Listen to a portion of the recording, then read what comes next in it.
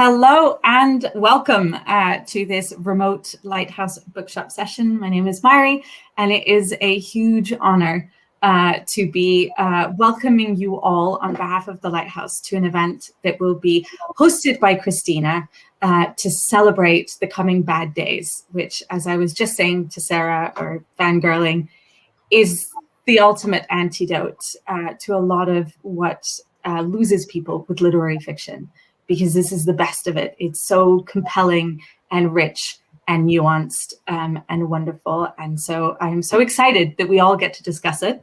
And it is incredibly fitting that we have Christina Neuwirth, who is one of our booksellers and also a novelist based in Edinburgh, who is going to explore this book with you. So will you join me all from home in doing a corny we applause or hello as we welcome Christina to the stage.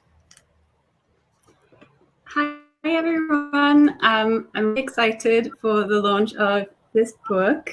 What's going to happen now is I'm going to give you a little introduction to Sarah and to the book, and then we're going to get started with the event. So Sarah Bernstein is from Montreal, Quebec, and lives in Scotland, where she teaches literature and creative writing. Her fiction, poetry, and essays have appeared in Tender, Contemporary Women's Writing, Map, and Cumulus. Now Comes the Lightning, a collection of poems, was published by Peddler Press in 2015, and The Coming Bad Days is her debut novel. In a recent interview in Map magazine by Anahit Behruz, this book was described as a blistering examination of gendered loneliness and vulnerability across the public and private, told through fragmented vignettes narrated by an unnamed protagonist. So to give you a real flavor of the book, I'm going to see if Sarah would do a little reading for us to kick us off. Thanks, Christina, and thanks to Marian Lighthouse for hosting tonight. I'm just going to read the first couple of pages, so I don't have to give a plot précis, although Anna Heath's is gorgeous. Okay. I left the man with whom I'd been living one morning in late summer after opening the wardrobe and seeing the tidy line of his shirt collars, white and blue, white and blue. I felt sick. I began to see my life rolling out in front of me, and it looked like the street on which we then lived, with the blue and green and white houses and the red and yellow doors. And I could discern in the distance the seasons rolling in, and the apples falling in the orchard, and the windows freezing shut, and the blue smell of spring, and the children in the wading pool in the baked summer light. And I knew that underneath it all were these hard and secret things. Prior to this moment, which proved in fact to be a decisive one in the course of my life, I had been afraid of being alone. The notion that I was free in theory, but also in practice, to do whatever I liked with my life was terrifying. It was nothing short of a nightmare. I moved to a low stone cottage on a street of low stone cottages. Soon it was autumn, and the windows looked out onto the night, which fell promptly at 4:30 in the afternoon. All around me was quiet. During the day, I sat at my desk and felt the light drain from the bedroom as the sun moved out into the starry sky. I watched the trees submit to the passing of the seasons. Various birds came and went. Occasionally, I ventured into the garden to collect leaves into a brown bin assigned to the address by the council, or else to cut back the ivy that grew around the garden's perimeter. During these several months of making unsuccessful job applications from my desk, which was wide and beautiful oak, I began to travel by train to the city nearby with some frequency. At first, I had a fear of taking the train by myself. I had read a story about a girl who got on a train one night and was found dead weeks later in a forest far away. The local news affiliate circulated an image of this girl taken from CCTV footage.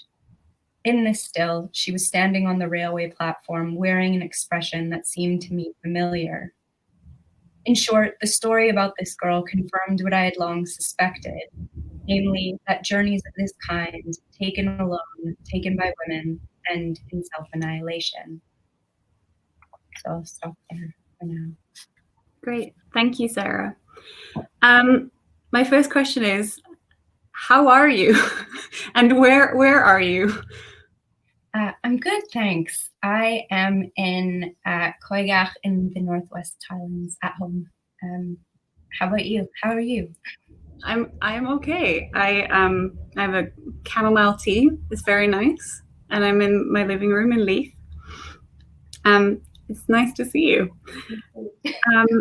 I wanted to ask about something that kind of really struck me about the whole book, which is that it's quite the narrator is quite unknowable, as Anahit mentioned in the quote I read. She doesn't have a name. She's unnamed. And she's quite unknowable, and the whole book feels quite unknowable. A quote I really liked and I kind of wrote down as I was reading was, "I had lived my life as if I had appeared from nothing and without warning in any given place." So there's a feeling like one of the things that the narrator also repeats is that you must never let anyone get to the bottom of you. So I wondered, was it difficult for you to get to know this character that you wrote a whole book about? How did you get to the bottom of her, and did you? Is there anything else you want to talk about that kind of like unknowableness? I don't think I did get to the bottom of her, and I guess I'd argue for never getting to the bottom of her or of anyone else. One of the things I think I was interested in thinking about was I was reading like an essay by Edouard Glissant, and he talks about the right to opacity, and what he means by opacity is a kind of lack of transparency, but not in a bad way, an unspeakability or like an untranslatability. And he suggests that kind of mobilizing this kind of opacity is a way of refusing to be like annexed and controlled by systems of knowledge that would try to subjugate you. So it's kind of like an ethics, and I think it's something that the protagonist is trying to work out,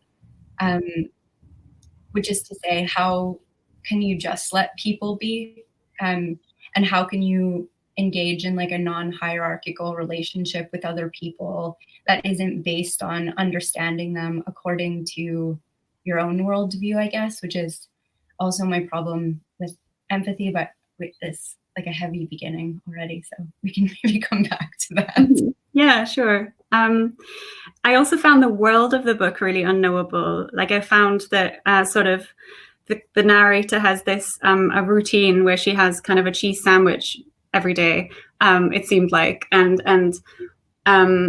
I found it really hard to tell kind of by the end of the book how much time had passed. And obviously you also engage with the fact that our seasons and the weather is changing, and there's kind of forest fires and a lot of smoke in the book. So I wonder whether that ethics of like opacity also applies to like the world around us. Yeah, I think it does, and I think it's interesting to think about, like, I think when we were talking before, you were using the word ambiguity, maybe, and I think that ambiguity arises actually as a result of the protagonist's concern, or maybe even obsession with like precision, with getting things right, with seeing things right, and with noting them down right. And I think I was trying to get across something about attentiveness, about being attentive to other people and their pain and the world also, and also to language and to the things that language can do, I think. Mm-hmm. And I think there's a relationship between, you know, her attempted perception of the world and language. She lives in a world that's like so depleted, and it's not giving her any kind of nourishment, and it's a place where, you know, surveillance and policing is confused with care. It replaces care, actually, and replaces care just kind of ideologically, but also in the organization of everyday life. Like she gets that phone call, repeated phone calls from immigration compliance and, you know, other people just trying to locate where she is. But I think what I was trying to communicate, is that there is something in language that can point to, and that maybe can point us back to, like, the fact that we're essentially interrelated, and that also we're related to the world that we live in. Mm-hmm. Yeah. It's really interesting what you said there. First of all, I should also pick up on what Myri's just said in the chat, which is that there's an ask a question box. So we're going to chat for about another half hour or so, and then we'll have audience questions. So please do ask a question. Yeah, what you're saying there about kind of care being confused with like surveillance and policing. Something I noticed also was the kind of absurd elements of the novel. So the main character works in an academic institution, and if I remember correctly, to kind of improve the well-being of all of the employees, there's kind of mandatory sports and mandatory like psychotherapy. So, and I guess I hadn't put the two, that idea of like language and kind of like a right to opacity and like a need for the connection, like together with that real sense of like a forced well-being that like actually is like completely the opposite of like just a connection between people. Yeah. And there's something there about what happens when, I guess this is kind of just saying what you just said, but when you try to instrumentalize care, and when you try to apply market logics to it, it's like, okay, we can measure how well you're doing in your head by forcing you to be, to cough up everything that you're thinking, to confess. Yeah. Also kind of related to that question, I was interested in the idea of other people's lives in the novel. So the narrator feels almost kind of confronted by other people's corporeal reality. I think there's a moment where she observes a cyclist and she's kind of meditating on how solid the cyclist is, and it kind of almost like makes her fade away. And she's sort of sometimes disgusted by other people's sort of like bodily reality. I wonder what interested you about that, about exploring that. I think, well, I guess a number of things. I think one of them is that I think she really does want to understand other people and how they come. I don't think she's an uncurious character for all of her flaws.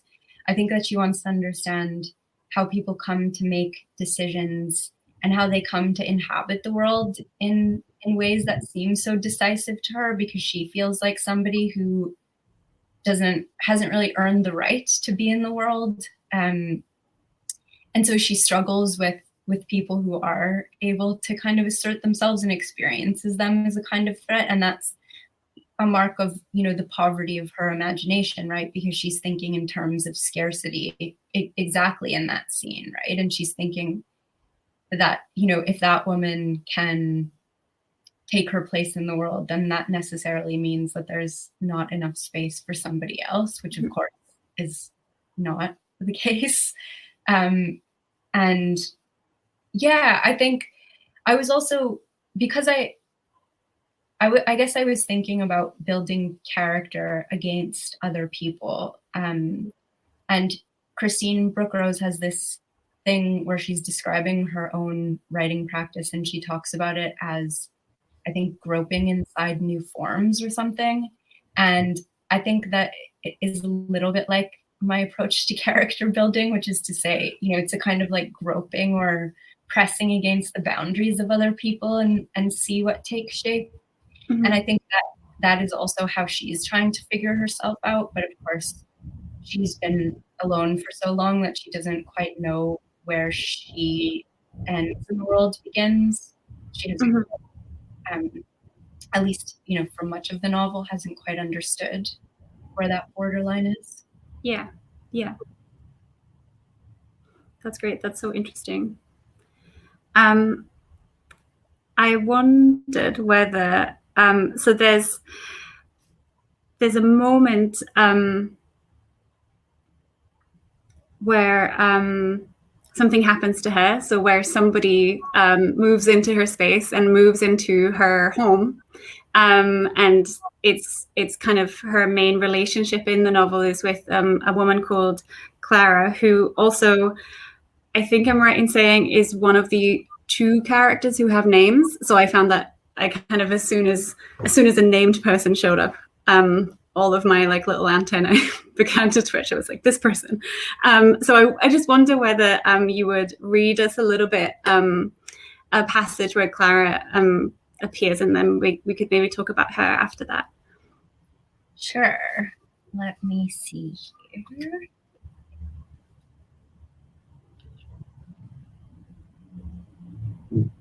Okay, I'll just read a couple of pages from, if people want to read along. It starts on page 57. Clara had come from a long line of women's suicides. It was clear from earliest girlhood, she said, by the way they sucked their thumbs or how they crawled into dark places in the garden, that each was an incipient catastrophe. Very little was known about these women. They, their families or contemporaries, had destroyed all documents pertaining to their histories. What was left over from a life, after all, said Clara. Nothing so prosaic as a bottle of pills, but what remained reflected an unnameable yearning and a wish to stay still. Clara had traveled here and there, climbing into dusty attics and leafing through parish registers, searching high and low for some clue that would piece it all together. We knew nothing about our own lives, she said, shifting in her chair. We were drinking wine at the kitchen table, looking through the open window onto the garden and the evening. Outside, a quiet rain fell. She wanted more than anything to be able to say definitively that they were this or she was that. And so she compiled an archive of the orts and scraps of their lives. Now I think she was searching for proof of her own existence, proof that what she was, the choices she made, were grounded in a kind of landscape of accreted characteristics. And she was trying to describe the borders of it, like a surveyor or a prospector probing the value of it all. I felt hurt by this impulse of hers, although I could not say why. It was a process of exclusion, yes, but she was also looking for a way forward and perhaps away from the life she was living at present. I was afraid suddenly of being mapped out, consigned to the fringes, or else banished altogether. On the other hand, I was interested in the notion that the limits of one's life had been marked out long before one ever existed. I was interested above all in what this line of thinking suggested about Clara, that she too was afraid of what was to come, of the darkness, of a certain barely perceptible inconsistency in her way of being in the world. The appearance of singularity she presented was not as assured as I had supposed at first. Between her and the pure idea, the world interposed. Behind it all, there remained the quiet reminder that for us, for her too, much would be refused in advance. But there was a flaw in her logic somewhere, a misrecognition that prevented her from assimilating this set of facts in any comprehensive way. And what would I leave behind me? I thought of my notebooks and their haphazard entries, the disjointed train of thought they evoked. I wondered what meaning Clara might make of these remains, the kind of reading they would demand. I almost understood something then about Clara and about me, separately and together, about the two of us and the nature of the thing existing between us. Of course, it was about power and then about something else. But as I watched her tapping the edge of her glass with the tips of her fingers, I could not remember the word for it. It was a problem of language, of falling short, of what can be spoken and what must never be spoken. At the same time, it seemed to me that the production of Clara's archive meant that after all was said and done, these were women who survived against their will. The window held her reflection as she looked out onto the garden, although perhaps she too was seeing our outlines in the glass, for I think that, for a moment, our eyes met. Who will remember me now? I'll stop there.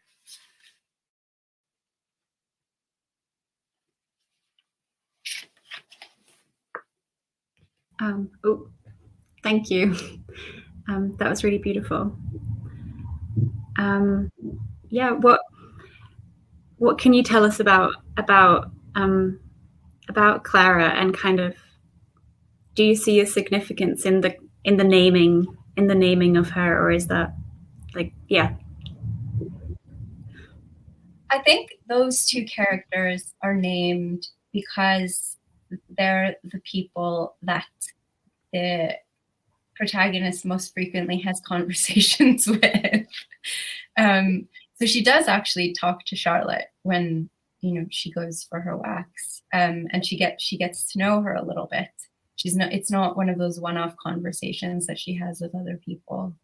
And Clara comes to be named after a while. You know, she's a woman she's maybe seen before, and then, oh yeah, she's a woman I've seen once, maybe twice before. And then she eventually gets a name, I think maybe just out of habit. Mm-hmm. Mm-hmm. Great. Yeah, I feel like maybe I forgot to say that the other woman who has a name is the waxing technician who the narrator goes to see. Yeah, I think there was something really tender about their relationship, and about, but also kind of unreal, again, like about how the narrator's house just fills with Clara's things.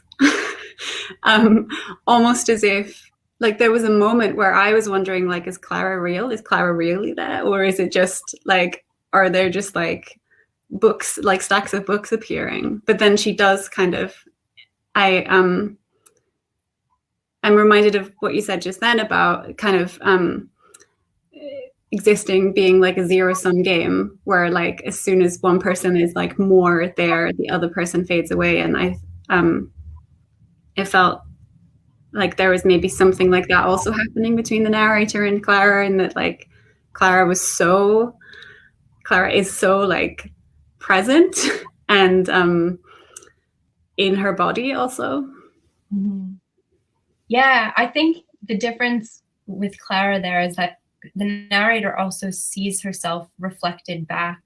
Maybe a better passage to have read would have been the one where they first met, where the narrator says, you know, I felt that she was trying to bring my thought, or I felt that she was bringing my thoughts into the sensible universe. You know, so there's a way that the protagonist starts to experience herself as somebody in the world through her relationship with Clara. But at the same time, there's always that, you know, sense of scarcity, like tugging at her, mm-hmm.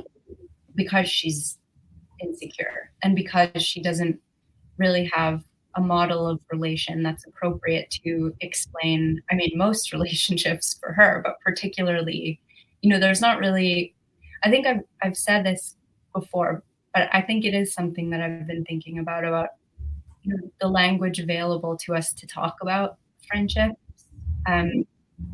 is, you know, seems to exclude or wants to exclude the language that we talk about, like intimate relationships or romantic relationships, but actually there's a lot of overlap. Mm-hmm. And part of that has to do with the circulation of desire, and part of that has to do with just like that friendships can be romantic, right? And there's a whole kind of, my cat just had an encounter outside. Mm-hmm. But yeah, I sort of lost my train of thought there. But I think part of it is that, you know, she is somebody who tries to understand things according to narratives that she studies, right? So she reads books, and that's how she understands the world. And I think why her points of contact with people are so awkward is that she doesn't really feel embodied. And then, you know, she doesn't want to be embodied at all. She just wants things to make sense. Mm-hmm. Yeah. I'll just take a moment also to say hello to the cat. That's why too. So, you know, the book is called The Coming Bad Days, and it feels like a real book about anticipating bad days and anticipating bad things happening and anticipating violence, really. And there are moments where the narrator talks about maybe wanting a catastrophe or wanting it to happen so that maybe the anticipation goes away. And And catastrophes do occur inside the book, but the narrator sort of carries on. I'm also struck that she kind of starts from a rupture. In the first sentence, she kind of has this like massive rupture in her life. So I wonder, what made you want to explore like that anticipation of violence in a novel? Yeah, when at the Toppings launch, I was talking a bit about this, and my dad sent me a text message during the thing, and he was like, next time you have to say that that's just what it's like walking around at night as a woman in the world. So Mm-hmm. you can tell him that I've said that now. But I think, what I was trying to get at is that this is a world or it's an atmosphere of disaster, and that catastrophe isn't a one-off, it's ongoing. Mm-hmm. And that the harms that befall the narrator and Clara as well are not detached from one another. They're all connected to the systems of violence under which we live. And then also, in the background of even that is like the ongoing climate catastrophe, right? Which, they're hurtling towards and kind of living in a slightly more immediate way. Mm-hmm. Yeah. This might be a question just for me, but I noticed that the book is in 7 parts, and I wonder what made you decide to what made you decide to do that with the book? Yeah, I don't think there's a symbolic significance to the different 7 parts, but I think the episodic nature of it you could maybe read that as, the narrator's difficulty of, as she says later on in the book, figuring out how one thing hooks on to the next. But nevertheless, there is this mesh of worlds and relations that lie behind all of it. It's just that she can't see them, or she can't see them at first anyway. And yeah, I think, I that is also just how I tend to write in like episodic ways. Mm-hmm. I'm sure there are other ways to do it, but I think it is appropriate to the subject matter here anyway, because it's about the sense of disconnection and not being able really to see how things fit together. Like it's disorienting because she seems to not exist in between the episodes. It's like what's happening where she's just standing at the office window eating the cheese sandwich. Mm-hmm. One can just always assume that that's what's happening in the pauses. Yeah. I also think for those who don't have a copy, even between the 7 parts, there's all these kind of really short, like vignette type chapters. And I think what you've just said has made me really understand the intention there of like holding that space, or like holding that space, or like using the typography or the layout also to show that disconnectedness. Yeah, and I guess maybe also the silence or like quietness of being alone in the world in the way that she is, right? Mm-hmm. How do you feel that space? Yeah. We will open up for questions in just a little bit, so do pop them in the question box. I wanted to ask you about being a good thinker, which appears a number of times in the book. That seems to be really important to the narrator. There's a real kind of unraveling that happens, and a real sense of panic that happens when she realizes that she can't make connections between things, and that I think she's teaching and she can't do it anymore. Like she can't make her thoughts the same way that she wanted to. she also knows her co-workers by the names of the people who they study. And Clara also seems to judge others based on the quality of their work. So I'm wondering about that idea of like being defined by how good your thoughts are. And I guess related to that, do women get to have a body in academia, or do they have to have bodies, as the novel suggests? I think they do have to have bodies, right? Well, certainly in this novel, I think, what the narrator wants to do is to move through the world. And, you gave that example before of, as if she were arriving in a place without history. Like, she doesn't want the baggage.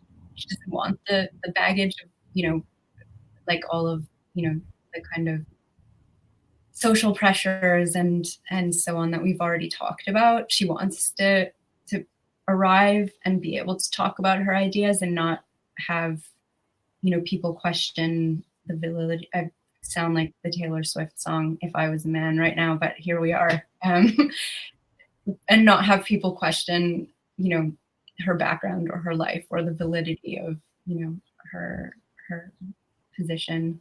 And she, regardless of what she does and regardless of the work that she does, that is how she's perceived in the end. And I'm sure she would love to be somebody who could just be called like the Yeats scholar, right? Mm-hmm. Maybe not Yeats, but somebody else. Yeah. But she realizes that she can't. Yeah. So very early on, right? I think she says, when she finds the first note, she says, I felt I fit in quite well, actually. But then, I was reminded that I was being observed, that somebody could notice me, that I was being watched. Yeah. Mm-hmm. And I think that has to do with the fact that she looks a certain way, I guess. Yeah. I think this is a real mark of how mysterious and like how complex and how much there is to explore in this book, that we've got almost all the way through our Q&A, and I haven't even asked you about like one of the main mysteries in the novel, which is there's for those who don't have a copy, I'll see if I can find a page with a note. There's notes that somebody is slipping through her office door that are very mysterious, and so that's what you're referring to there about like, oh, somebody is watching me, somebody is. So here's one. So it's like kind of rendered on the page as just the one line. Yeah, thanks. So explaining that, realized it would have seemed quite confusing. That's okay. I have a kind of final question before I turn to the very brilliant audience questions, which is what is next for you, and where can people find out more about you or about the book? What's next? Yeah, so I don't know what's next, but I am working on some ideas, and the main thrust of that now is, a couple of years ago, I went to a Paula Rego retrospective at one of the modern galleries in Edinburgh. And I was really struck by some of the way, like how she characterized violence. And she had this one, or she was talking about how she characterized the women in her paintings. And she said, I can make them murderous and obedient at the same time. And I was really, really taken with that idea and what that kind of dynamic could create. And so that's sort of what I'm working with at the minute. I don't know if it'll be anything, but I am sort of writing bits and seeing how they come together, I guess. Mm-hmm. Great. Are you sharing the kind of work in progress as well? Just because I'm aware that you kind of read from the manuscript of this kind of as you were writing it? I don't know. Is that part of your process, like that kind of sharing as you're writing? Yeah, I think it will be. I think a couple of people have read bits of it so far. I don't think it's at the stage yet where it's really shareable, but yes, I think, I was writing this and reading from it, and I had a writing group at the same time. Like, I was getting lots of feedback on it, and then after the draft, I got editorial feedback, and yeah, I guess it just made me realize writing is a solitary pursuit necessarily in some ways, but it is also very collaborative, and you need your people, So yeah, maybe one day I'll share some of it. Oh, great. And do you have like a website or a Twitter account or somewhere else where people can find you? I have a Twitter account. I can type it in the chat if you like. But I don't have a website or anything.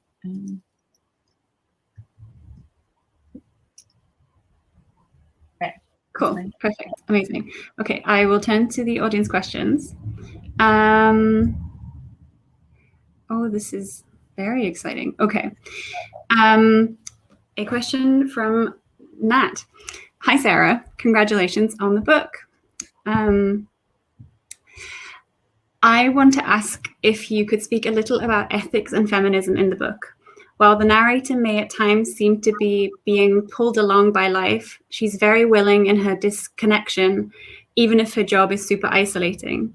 It really struck me about this, and the push towards effacing her body seems like a move in the opposite direction from a lot of feminist ethics, especially that which comes from women of color writers. Yeah. Hi, Nat. I would say I think part of what she is at risk of, and comes very close to in the novel, is becoming complicit in the systems that are harming her, right? I was interested in thinking about the I guess how she would imagine herself and as disembodied, like a brain without a body, and what that would be like, because as you say, Nat, that is running against the grain of so much writing that's coming out, and I think in some ways she is somebody who deliberately does that, right? But it is also kind of reflexive. It's like retreating into a shell almost. I guess I would also say, I don't think that she necessarily arrives at an ethics, like a coherent one, by the end of the book. I think she starts to see that there are things that are troubling about and difficult about the way that she's chosen to be in the world. But, it's not really supposed to be like an emancipatory narrative as such. It's not supposed to be its opposite either, but I think it's the process of thinking through, maybe. Thanks for the question. The next question. Hi, Sarah. I'm curious about your experience of moving between poetry and fiction and even academic work. Would you say these forms call for the same registers of voice? Do they move along the same brain pathways? Or do you feel you approach these forms differently? Hi, Kasia. I think that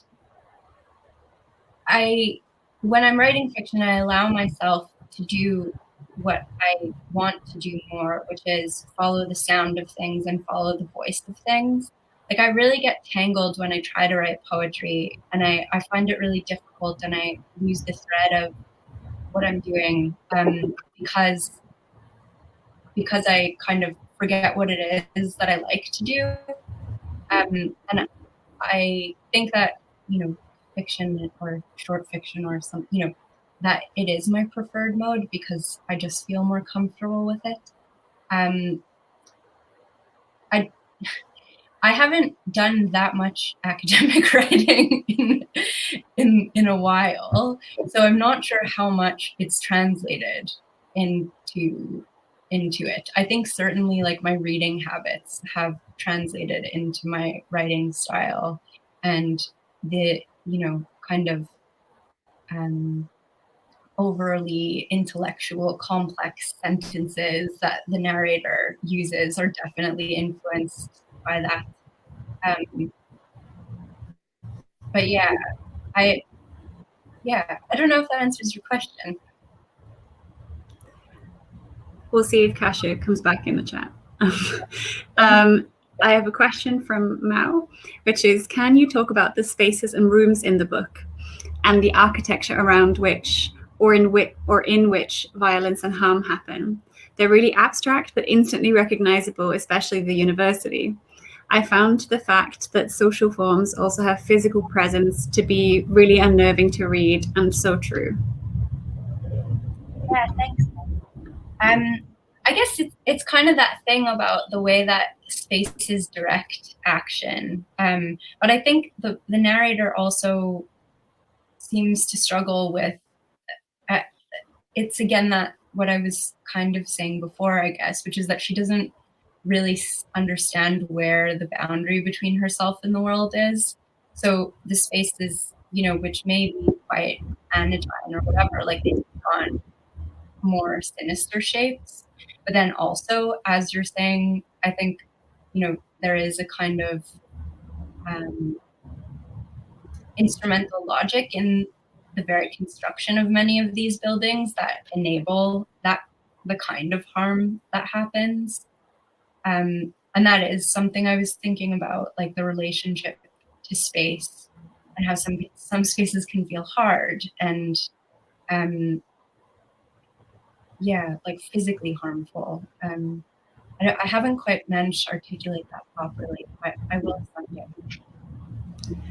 No, I think it's really, really clear, and I think a great question, especially because she kind of spends so much time in that building at the university, looking out and being looked at.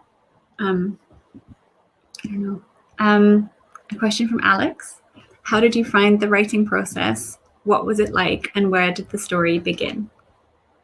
Hey, Alex. Well, I think it actually started on the first page. Like the first page as is where I started, and I have about 5 or 6 pieces that came from the first, couple of months of writing that are now interspersed actually pretty far away from one another in the book. And I describe it, I guess, as a process of adding up slowly. And I knew that the scenes that I was writing were connected, but I didn't yet know how. So the story revealed itself as I was writing. Obviously, as people have commented on it doesn't have a plot, but there is a story. And I think it sort of grew out of the sound and the shape of the different sections and how, the spaces that they were creating, I think. Thank you. A question from Michael Black. I loved the rehearsal of the views of an unnamed literary critic on Hamlet and emotion. There seems to be a special effect of clarity in not name dropping the critic. Is this a deconstructive gesture that often informs the textual material invoked in this book? Does it relate to the main character's withholding of subjectivity and embodiment? Yeah. Hi, Michael. I think it's related to the texture of her thoughts, and how, she's not even really consciously trying to think about this. It just sort of appears to her as a thought, and she can't quite locate it at first. She doesn't. She perhaps doesn't remember that it's Eliot right away. But equally, it's not really the writer that interests her. It's the writing. It's the idea, and that's what she's trying to get at. And I sort of worry about her citational practice sometimes because she's not very good at attributing in the way she communicates with thoughts. But you don't really have to do it, just talking to yourself, I guess. But I think if she were more organized in her head, she would be able to, bring those things together in a more coherent way, and not in this kind of like whimsical associative way that, eventually kind of does build to something, but it takes a really long time. Thank you. A question from Kasia again. A very practical, very important question, which is the book available to purchase in Montreal? I don't think it is yet. I think you can order from Daunt Books and they will send, but I don't know if the bookshops will have it yet. Soon, I hope. There's another comment from Alex, which was that reading the book felt like they were dipping in and out of a murky dream, which is how I was imagining the narrator to feel. I don't know if you want to comment on that. Yeah, that's a really nice way of putting it, I think. That it's sort of like she occasionally comes up for air and can kind of get the sense of things, but really she just seems to be kind of underwater for most of it, and she's not quite hearing or seeing things as clearly as she would like, I think.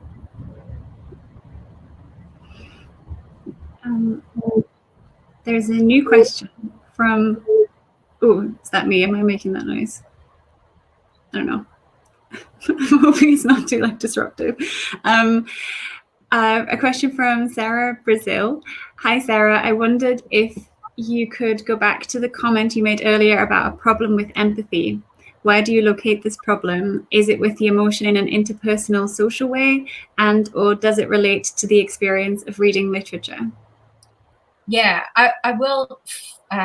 Thanks, Sarah. Also, hi. I'll foreground the answer by saying this is not an idea that I came up with myself. It comes from Hannah Arendt and Lindsay Stonebridge has written about it, and Deborah Nelson and loads of other people. But I think it's a discomfort with depending on empathy as the kind of glue of social solidarity, depending on fellow feeling as the glue of social solidarity, because that kind of privatizes the relationship, where the relationships, we should feel solidarity with one another, just because we're all alive, we don't have to be friends. And I think thinking about the dynamics of empathy, how I understand it, again, has to do with what empathy does is that when you feel empathy for somebody, you're saying that you're feeling their feeling, right? But what you're actually doing is you're feeling their feeling according to the way that you understand the world. So that creates a kind of hierarchical relationship. You're pulling somebody else's pain into your way of understanding the world. So this comes back, I guess, to the idea of respecting the essential unknowability of somebody else, and just paying attention and understanding that it's there, but not feeling the need to kind of take possession of it in that way. So I think that tends to be the critique of empathy. I think that's probably a very basic gloss on some really complex ideas, but there you go. Thank you for expanding on that. Another question just come in from Kate. Hi, curious if writing fiction about academia has changed your relationship to academia, especially in a post-COVID world. I don't think anything has really changed, honestly. I think, well, maybe actually, because, writing about it helps to see the absurdity of the, problems in the sector, and to understand that, it's not happening to me personally, even if it feels personal. And even if I experience it personally, it's happening because there are loads of other problems. that existed before me and will carry on existing after me if we don't do things about it. So I guess it has enabled me a tiny bit to have a little bit more of a sense of humor about it. Thanks.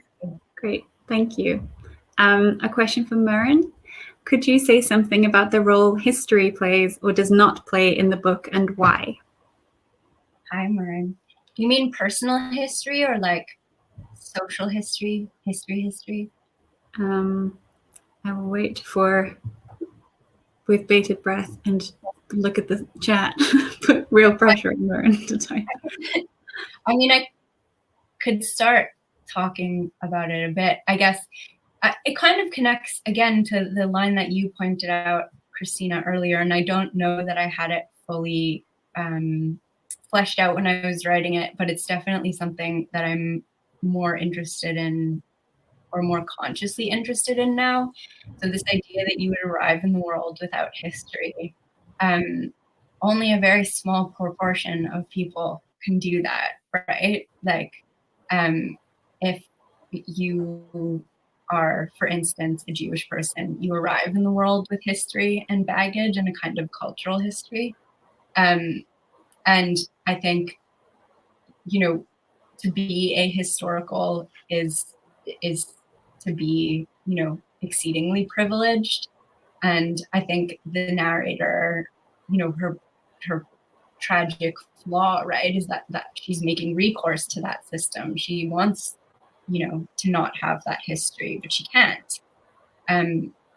Because there are all sorts of connections that are happening. There's somebody knocking at the door. It's okay. Yeah, 1 second. Sorry. No worries.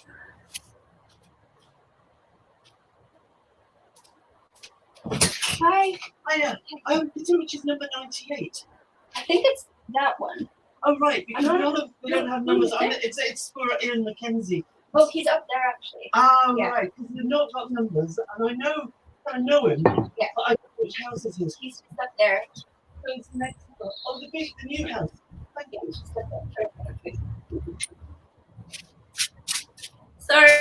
Sorry. I'm back. Okay. God.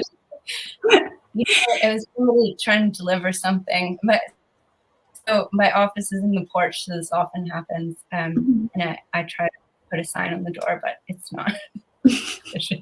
Sorry. It's okay. Maren has added social history, I guess, as like a thing that she's interested in. Yeah. So I guess, I think that is what is suppressed, and that is what the narrator is trying to suppress, that she exists in a web of relations that include her personal history, her identity, her, and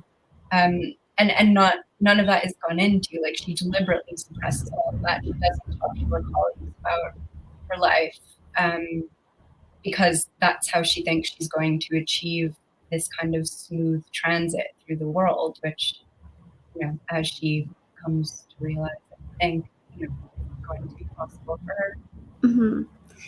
There's also, I found all the medical professionals like kind of overstepping the mark really scary in the book. And I think there's a moment with the therapist where the therapist basically goes like, you look back at your life and you expect it to be mountains, but your life is a wasteland. And I thought that was a grim thing for a therapist to say to someone. But maybe for this narrator, maybe that's her going like, yes, I have achieved like this moment of like, being unmarked, I guess. Yeah, maybe. It is like an affirmation in her case, I think. Yeah. I don't know if anybody has any kind of final questions. My final thing to say is just that I really loved this book, and that if you don't have a copy, you can get yourself a copy. There's a button just below the videos. Also, if you want to relive this conversation, the video will be available. And so you can kind of hear the beautiful readings again and listen to our conversation. And see the beautiful cats also. Many cats, many neighbors. Yes, the cats' neighbors. But yeah, just, something has happened in the questions. Why? This is very important. We have to make time for this question. Why did you choose Paul Celan as your narrator's research topic? If I told you, I'd have to kill you. No, I'm just kidding. I guess that was my sort of concession to what I was imagining was the narrator's personal history, I suppose, in a way. And that also, being an unestablished and relatively canonical writer, somebody, in other words, that people have written on before, it enables her to, write more quite easily. It's like that whole Sarah Ahmed paradox of the footprint thing. Like when people go before you on a specific path, it makes it a lot easier for you to follow. So, yeah. Thanks. That last question. That was Marin again. So yeah, thank you, Marin. That was. Okay. I was wondering that, and I just assumed it was very mysterious. But I'm so glad that you were so generous to share that with us. And yeah, thank you for your time. Thank you so much. And for answering all these questions. And yeah, everybody, please go and buy this beautiful book. It will unsettle you in a interesting and useful and great way. And yeah, thank you, Sarah. Thanks, everyone.